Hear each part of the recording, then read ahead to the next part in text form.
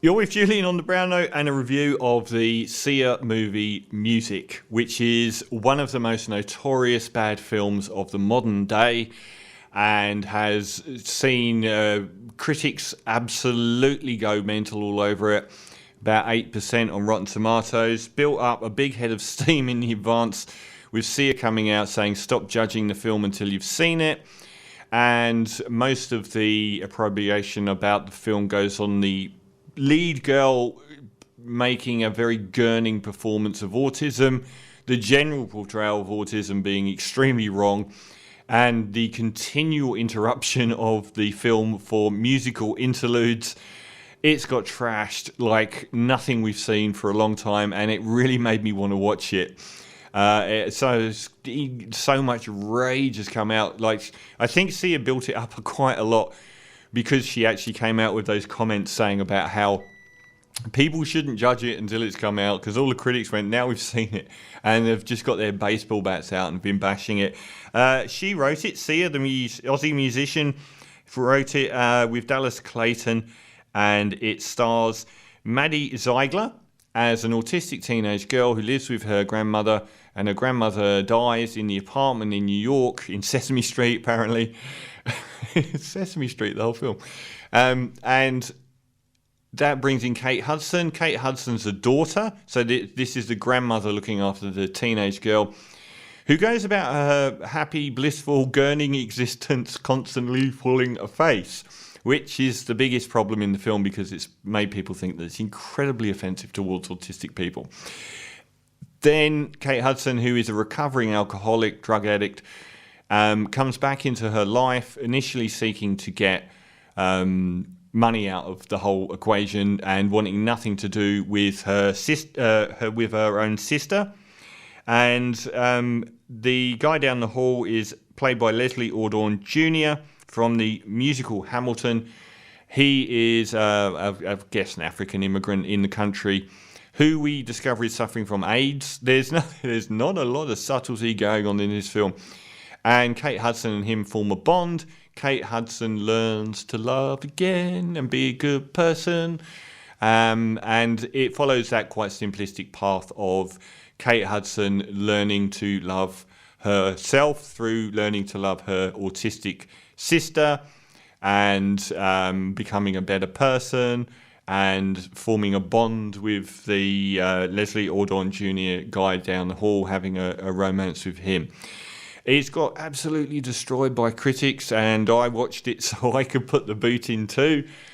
And I have to say, I'm going to give it a positive review. Virtually no one has given it. 92% of critics on Rotten Tomatoes have trashed it.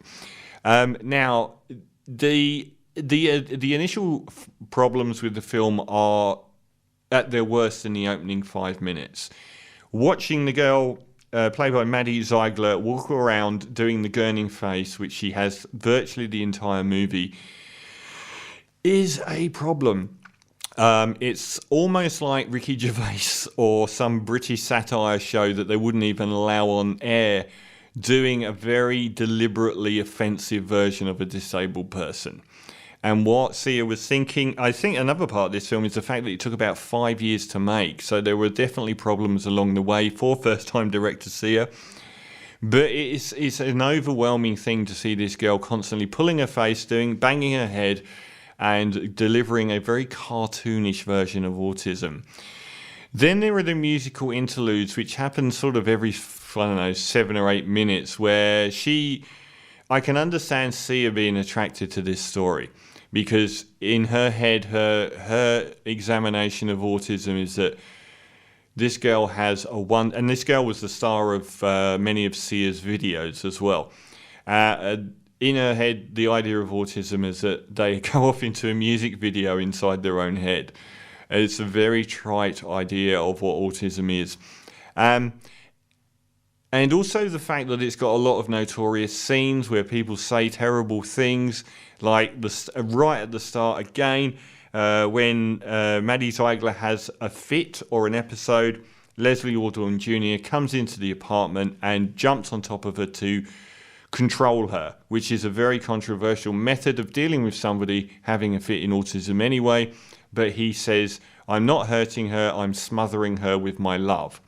Now, you're in some pretty wild territory. But honestly, there was a lot I actually enjoyed about this film. Unfortunately, 50% of what I enjoyed about this film was how bad it was. I'm a big fan. I'm an aficionado of car crash films, and this is right up the top of the pile. But I'd say this. There are a number of ways that a really bad film can actually be enjoyable to watch, and one of them is not being boring. Nothing in this film is boring. It is a wild ride from start to finish. It's quite tight. It really isn't that bloated. It has no superfluous characters. For all the bashing that Sia has got in this film, she does a number of filmmaking things quite well. There aren't superfluous characters. The three main characters are actually really well defined. They're actually really likable people. And I think if you're going to make a bad film, don't make it boring and be amiable. Because if this was a serious film about autism, it would be an absolute disaster if they'd have done it like this. But it is kind of a musical comedy. Think Sesame Street. This is Sesame Street on LSD, where they continually go off onto these mad musical escapades. And that is supposed to be, I guess, a representation of where this person's mind is in autism, that she sees the world around her differently, and it's like a Sia music video. It's a really colourful film. I would say this, I think that Sesame Street has dealt with autism. I've seen some of the clips, and it's a lot more sophisticated than this one does.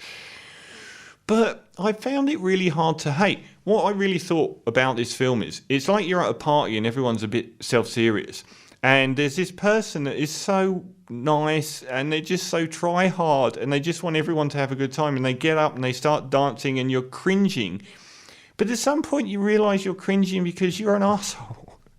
And I would be that person. I'd be like, well, they're trying so hard and they're really nice. And then you kind of get into the groove of it. So I think after about 10 minutes or about 20 minutes of this film, I'd acclimatised to who they were and kind of was like going along for the ride. For me, this was the same. The thing is, when this film isn't doing terrible things, Kate Hudson's excellent in this film. I love her look, by the way. I think she's probably made a lot of gay women fans from this film. It's a really good look for her.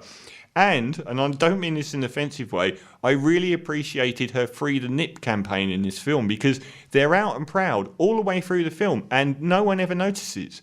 And I thought that's really rare in a film, because she wears next to nothing, even when she's going into like posh clothing stores. She's just wearing the same stuff she does in bed, and she's very much on display. But it's never even mentioned or referenced. And I thought that was a pretty cool thing, actually, even though it makes me sound deeply creepy. And the other guy, he's got that Denzel Washington very easygoing charisma that makes you very, very comfortable. Their exchanges are really quite nice. I actually enjoyed watching them talking. So I did actually enjoy about half of this terrible film. And the other half of it I really enjoyed because it was such a wild ride. It was just pure insanity. So even though it does jar, I didn't find it came across as a serious expose or investigation into autism. It came across more as a musical comedy. And yeah, I knew all of the trite and bad things that were in it, but the actual course of the movie I actually enjoyed watching. So I would recommend seeing it, because half the time your head will be in your hands, shaking your head, just incredulous at what you're seeing. Even the music video moments, you're just watching the actors gyrate and dance is just shocking. And the other half, they're an amiable group of people, and Kate Hudson's really good in the role. Probably the best I've seen in an actress that has probably the worst Rotten Tomato count of about 30 movies, which are all around 13%. But she's great in this film. So I would give a guarded recommendation on watching this, because I found it a great deal of fun. It made me kind of happy, and all of the bad stuff in it is so off-the-wall, crazy entertaining to watch. And I hope that the young actress Maddie Ziegler doesn't get too tarnished with this, because when she drops that face, she's stunningly beautiful, and she looks like she could act really well, and we already know that she is capable of throwing herself with full commitment into incredibly brave roles from this. So I hope she gets out of this without anyone blaming her. And Sia, you did a few good things here, filmmaking wise. So I had a lot of fun watching music, and I'm going to give it a 6 out of 10 because I enjoyed it, even though I wasn't supposed to enjoy all of it.